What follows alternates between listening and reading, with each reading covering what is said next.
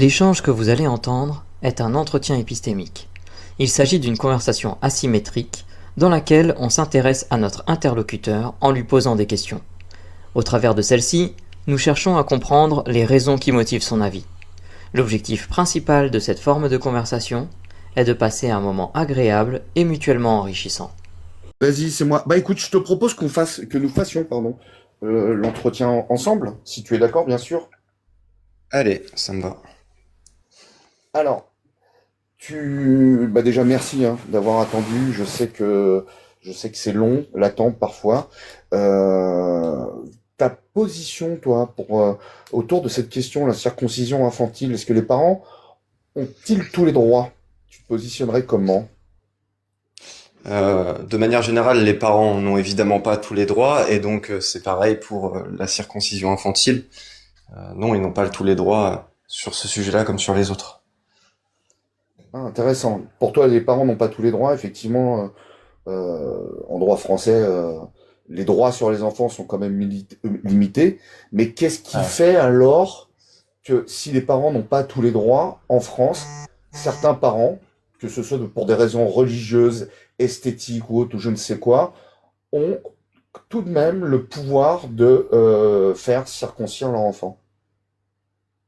En France, je sais pas, je vais pas parler spécialement de législation française. Est-ce qu'ils ont le droit de le faire? Est-ce qu'ils ont pas le droit de le faire? À mon sens, c'est un droit qui devrait être restreint. Si tu veux parler de droit de manière générale et de ma perception des choses, je reconnais à chaque humain deux droits fondamentaux. C'est le droit à l'intégrité physique et morale et le droit à la liberté d'action et d'expression. Pour moi, c'est les Mhm. deux piliers. Et le truc, c'est que je le reconnais et je veux le maximiser pour tous les individus sur Terre. Mais évidemment, ces droits, ils sont en conflit les uns avec les autres. Mhm. Quand moi, je veux exercer mon droit de pragmatiser quelqu'un, bah forcément, je vais atteindre à l'intégrité physique de la personne qui sera ma victime. Donc, je peux pas faire ça. Et le but, c'est d'avoir un arbitrage qui soit à peu près cohérent. Et pour ce qui est Ok. de la circoncision, justement, précisément, bah là, c'est de l'atteinte à l'intégrité physique de l'enfant. Quoi qu'on en dise, c'est ça. Et le truc, c'est de savoir est-ce que la balance bénéfice-risque est avantageuse pour l'enfant. Et j'ai Mhm. l'intuition que non. En tout cas, j'ai les informations que j'ai à l'heure actuelle me font me dire que non. Donc, on fait pas. Ok. Si j'ai bien cru comprendre, toi, tu as une approche du droit assez universaliste. Tu voudrais que les droits qui protègent les enfants et les autres s'appliquent à tout le monde. Que concernant les avantages, la balance bénéfice-risque aujourd'hui, il n'est pas établi qu'il y ait de réels bénéfices. Euh, J'aurais envie de te questionner sur deux points. Euh, le fait, euh, le fait d'interdire la circoncision, est-ce que ce n'est pas enlever un droit à des humains? Si, c'est nécessairement la réduction de la liberté d'action au profit de la liberté d'intégrité physique, enfin du droit d'intégrité physique de quelqu'un d'autre. Mhm. Et pour le coup, la liberté d'action, elle est motivée par quoi? Bah, si c'est juste pour un besoin culturel, bah pour moi, c'est pas assez fort comme justification pour atteindre l'intégrité physique d'autrui. La liberté Mhm. culturelle ne peut pas tout justifier, en tout cas le ressenti. Et bah ça va être la même chose pour des justifications de croyances personnelles vis-à-vis de la santé, de l'esthétisme ou de trucs comme ça. Mhm. L'intégrité physique du sujet qu'on atteint, bah elle n'appartient qu'à lui de juger si effectivement ça sera meilleur pour sa santé au vu des données qu'on peut lui donner. Ou en tout cas sur l'esthétisme, je t'en parle même pas, et de la culture, je t'en parle encore moins. Du coup, comment un enfant peut, peut avoir connaissance que la circoncision pourrait être bénéfique pour sa santé et son hygiène? Il peut pas. Il peut pas? Il peut pas, bah, dès lors que, surtout à l'âge à laquelle on fait la circoncision, c'est impossible pour lui de savoir. Donc, Mhm. bah, dans le doute, tu fais pas. Puisqu'il n'y a pas de, à mon sens, pas de balance bénéfice-risque avantageuse pour lui. Donc, dans le doute, tu fais pas et il verra plus tard. Quand il sera en capacité de savoir de façon éclairée et consentie. Ok. Moi, j'ai pas mal de copains qui sont passés sous le coupe-coupe et qui ont des enfants qu'ils ont fait passer sous le coupe-coupe et qui me disent régulièrement, oui, mais d'un point de vue hygiénique, ça empêche, ça prévient les infections, c'est pour l'hygiène, l'infection, c'est pour ça que nous on le fait et c'est important. Est-ce que sous cet angle-là, tu pourrais accepter que on maintienne la possibilité aux parents de décider de faire circoncire leurs enfants? Non, parce que La circoncision, elle est irréversible. On peut pas recoudre le bout, comme on dit. Elle est irréversible et se nettoyer correctement le prépuce, c'est 15 secondes sous la douche, 15-20 secondes, tu vois, c'est apprendre les notions d'hygiène les plus élémentaires, c'est largement suffisant, d'autant que si tu as cette logique-là pour le prépuce, bah tu dois pouvoir l'avoir sur plein d'autres parties du corps, externes ou internes d'ailleurs, que par Mhm. prévention, faudrait retirer. Ça a pas beaucoup de Ouais. sens.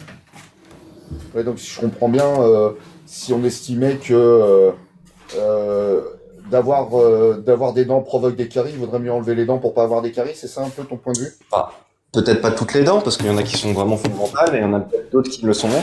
Et c'est aussi supposer que le prépuce n'a aucun intérêt, ce qui n'est pas vrai.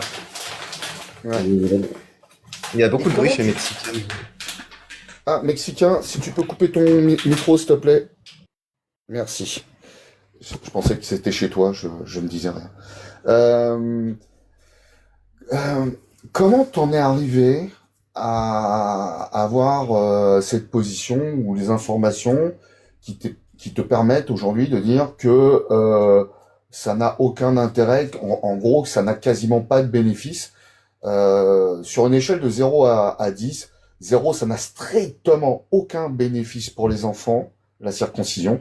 5, c'est bah ça a des bénéfices, mais ça a aussi des inconvénients, puis ça marche pas super bien. Et 10, c'est ah non non, c'est vraiment la meilleure chose pour prévenir les infections, l'hygiène et autres. Tu te situerais à combien? Bah, ça a probablement des avantages véritablement du côté de la sanitaire, hein, si tu retires le truc. Donc, bah, je te dirais, ouais, peut-être un 3-4, tu vois. Mais Ok. est-ce que le bénéfice... enfin, si tu prends pas en compte l'hygiène, admettons qu'on puisse pas se laver, oui, ça commence à devenir avantageux. Mais comme je le dis, on peut se laver. Lavez-vous, les gens qui nous écoutez. C'est bien. Faut faire ça surtout. Euh, donc, en l'absence de possibilité de se laver, vaudrait mieux amputer le bout de cette muqueuse et de cette peau qui serait un endroit particulièrement sale, c'est bien ça? Bah ça rendrait le truc plus avantageux, c'est sûr. Si on retire le savon, si on retire la douche, ça rend le truc peut-être plus avantageux. Et c'est pour ça que l'OMS sans le recommander ne l'interdit pas ou en tout cas ne pose pas de précautions particulières sur certains pays où les accès à l'hygiène sont différents et les accès culturels sont trop forts et que c'est trop difficile de contraindre et d'imposer une forme d'interdiction de ce genre de pratique. Donc voilà, il faut pouvoir arbitrer convenablement. Mais Ouais. à nous, en tout cas en France, par exemple, normalement, la quasi-totalité des humains qui vivent en France ont accès à l'eau et une eau propre et du savon. Intéressant.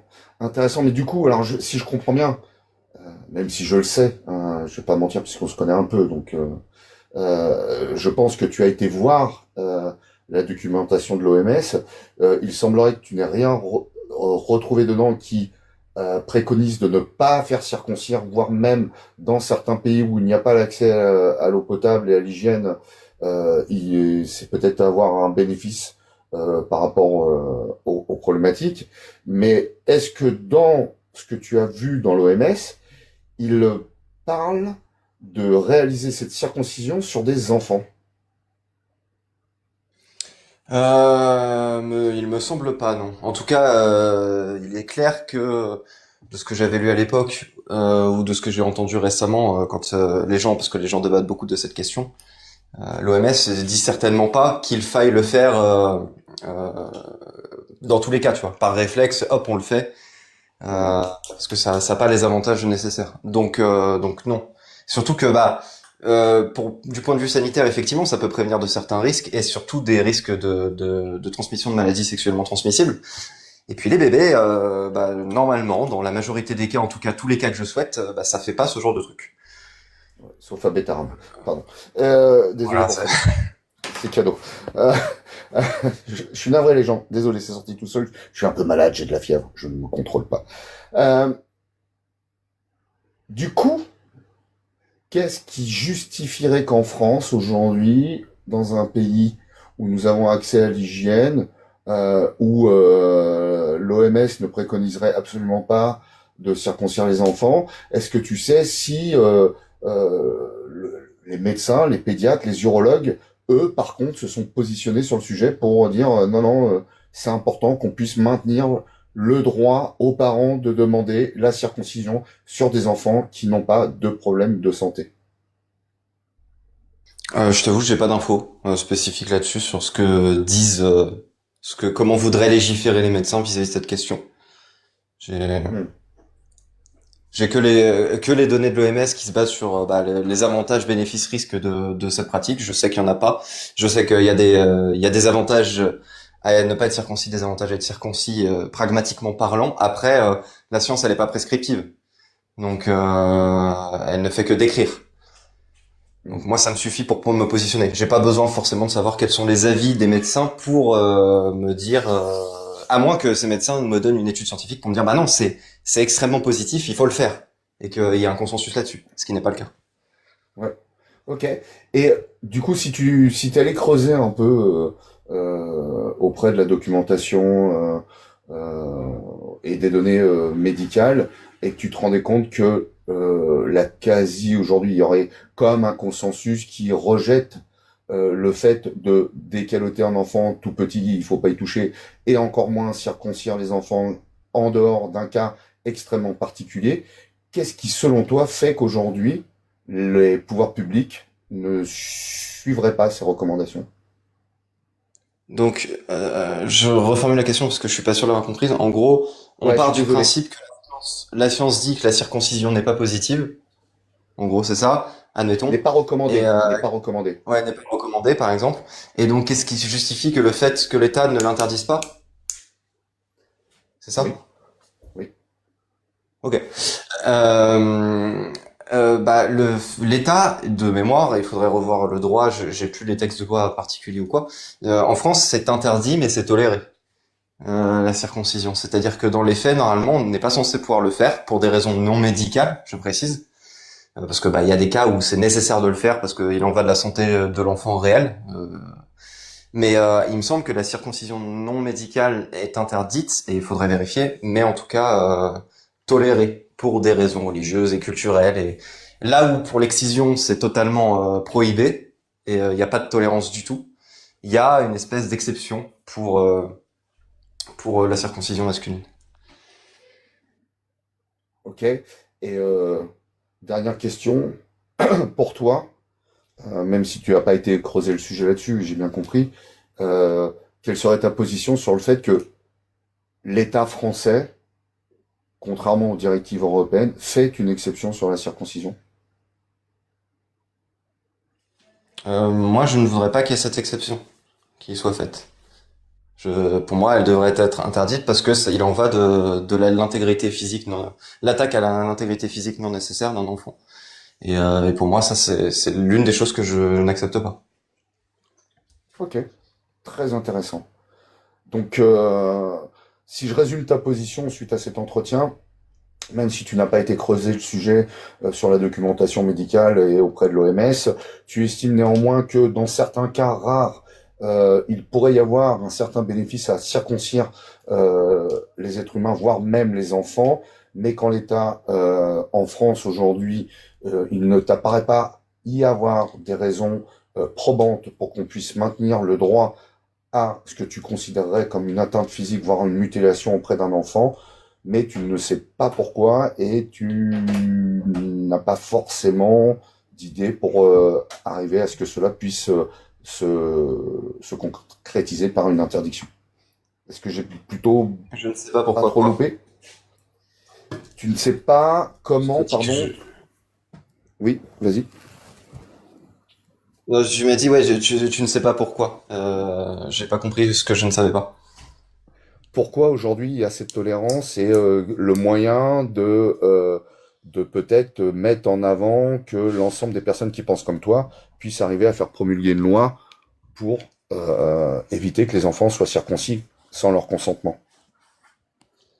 Ah si, j'ai une idée de pourquoi il y a une tolérance. Ah, ah bah comme il me J'ai- semblait, excuse-moi, alors je suis désolé, C'est j'ai mal posé ma question. C'est pour ça, il me semblait l'avoir posée et j'avais pu comprendre que tu ne savais pas. Pardon. Non, non, non. Il y a une tolérance culturelle, basiquement. Par exemple, l'islam et le judaïsme font partie de la culture en France, hein, ça c'est indéniable, et que c'est une pratique culturelle qui est quand même courante, et l'interdire pourrait offusquer des populations. Enfin, le fait est que c'est interdit, mais en tout cas appliquer cette interdiction strictement pourrait offusquer, pour des raisons culturelles et religieuses, à certaines personnes. Bah c'est voilà une tolérance de circonstances, on va dire. Ok, intéressant. Bah écoute, je crois qu'on a fini, mais j'aurais aimé continuer, et en plus j'ai pas pris le temps, et j'aurais aimé te poser cette question. Qu'est-ce qui fait que pour l'excision, on a fait fi de ces différences culturelles et on l'a bien interdit? Tu me poses la question là maintenant? Ou c'est une question Ouais. emportée? Non, c'est pas une question emportée. Non, non, c'était ma Ouais. dernière question. Non, bah, ok. Pour l'excision, c'est bah, parce que les risques et on va dire les effets secondaires sont explicitement démontrables très rapidement. Là où la circoncision, bah, c'est beaucoup plus soft. La plupart des personnes, d'ailleurs, circoncis affirment sans trop de problèmes que ça ne leur pose pas de problème au quotidien. Et il n'y a pas de raison de pas les croire là-dessus, hein. Il y en a pour qui ça pose problème, il y en a pour qui ça pose pas de problème. Mais en tout cas, l'excision, c'est sûr que ça a des effets extrêmement négatifs et extrêmement observables. Donc, c'est un geste probablement encore plus abominable à mon sens que peut l'être. Les deux le sont, mais il y en a un qui est beaucoup plus violent, à mon sens. Ok, je te remercie beaucoup pour tout ce que tu viens de m'apporter. Je vais me tourner vers les collègues, savoir s'ils ont une question à emporter. Galactique, Mel, Terra. Moi, à titre personnel, j'ai pas de questions. Je trouve que tout a été plutôt bien défini, puis l'ensemble a été balisé. Donc, à titre personnel, moi, j'ai pas de questions. Ah, désolé, je suis un peu trop dans le chat. Je rejoins totalement la remarque de Terra, donc pas de questions non plus de mon côté. Est-ce que vous me Alors, permettez une blague? attends, je termine avec Loremlo, Terra. Euh, Loremlo, alors, je suis désolé si j'ai eu du mal à organiser mes idées, mais franchement, là, j'ai la fièvre qui remonte, donc Non, je suis un peu vaseux. ouais, Mais t'inquiète. je vais pas te demander clairement comment tu t'es senti. Enfin, t'auras le droit de répondre à cette question après. Mais deux choses. Euh, Quelle question genre, tu aurais aimé que je te pose et que j'ai oublié de te poser?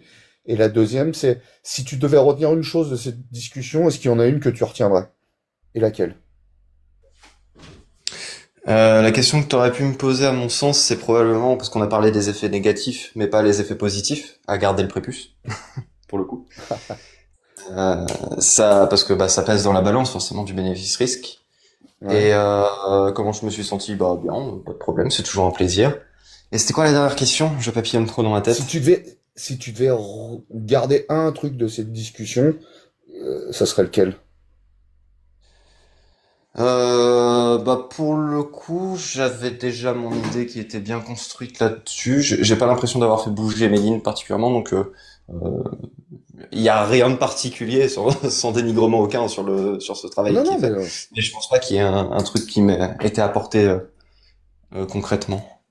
non, non, mais c'est cool aussi, hein. C'est-à-dire que quand on a des arguments qu'on considère comme solides et que, au terme de l'entretien, on se rend compte que bah oui, on peut vérifier qu'ils sont plutôt bien solides. L'objectif est pas forcément de faire changer les gens. Et parfois, c'est qu'ils se disent bah non, en fait, ouais, c'est plus clair pour moi. Je sais pourquoi la circoncision. Je suis plutôt contre. Et moi, j'ai bien compris que ton côté universaliste, protection des enfants, la balance bénéfice-risque. Même si on n'a pas parlé des bénéfices à garder son prépuce, je pense que ça a été clair pour tout le monde. Ah super, bah merci beaucoup, c'était cool. Bah, je te remercie aussi et je rappelle à tout le monde, pour ceux qui veulent voir des débats, parfois des discussions, parce que toi aussi, je t'ai vu utiliser l'entretien épistémique une ou deux fois. Si vous voulez voir voilà, des débats, des discussions autour de la militance athée face à des personnes qui sont dans la croyance, vous pouvez vous abonner à Laure Emlo, il fait un super boulot. Et ce que j'apprécie particulièrement chez toi, Laure Emlo, c'est cette constance que tu as avec tes interlocuteurs. Tu es rarement sarcastique, tu es rarement humiliant, enfin, je dirais pas J'espère linéaire, que c'est pas mais vraiment humiliant. j'ai pas Parce que entendu, pardon. sarcastique, je peux l'être. J'espère que c'est pas Oui, rarement humiliant. J'espère ne jamais être humiliant. oui, Mais mais sarcastique, ça peut m'arriver. Moi aussi, je suis sarcastique pendant les entretiens, mais c'est pas un sarcasme, tu vois, je veux dire sale. Enfin, en tout cas, peut-être que je me trompe, mais quand je t'écoute, c'est assez agréable et fluide là-dessus parce que justement, t'es pas là pour écraser l'autre. Enfin, en tout cas, c'est comme ça que je le ressens. Je sais pas si les autres auditeurs le sentent comme moi. Donc, Est-ce que allez-y, foncez, abonnez-vous. est-ce que le mot que tu cherches ce serait pas charitable?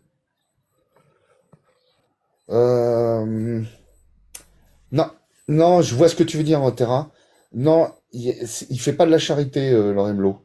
Il est focus sur son truc et c'est sur des rails, quoi. Ça, ouais, c'est un côté négatif charitable quand même. Tu vois, c'est un peu comme, enfin, C'est vrai. c'est un peu gênant, tu vois. C'est un petit peu comme bienveillant. T'as l'impression que tu t'adresses à des enfants ou je sais pas quoi, et justement, non, il y a le respect. Hmm. Bon, en tout cas, oui, super contenu, abonnez-vous. Sinon, je vous catapulte. Waouh. Abonnez-vous, abonnez-vous. Bon, je te remercie, Laurent Mlo. Ouais, Je te laisse redescendre tout seul. ouais, ça marche. Bonne soirée, bon entretien Bonne à vous soirée à tous. toi Ciao. et bonne fin de week-end.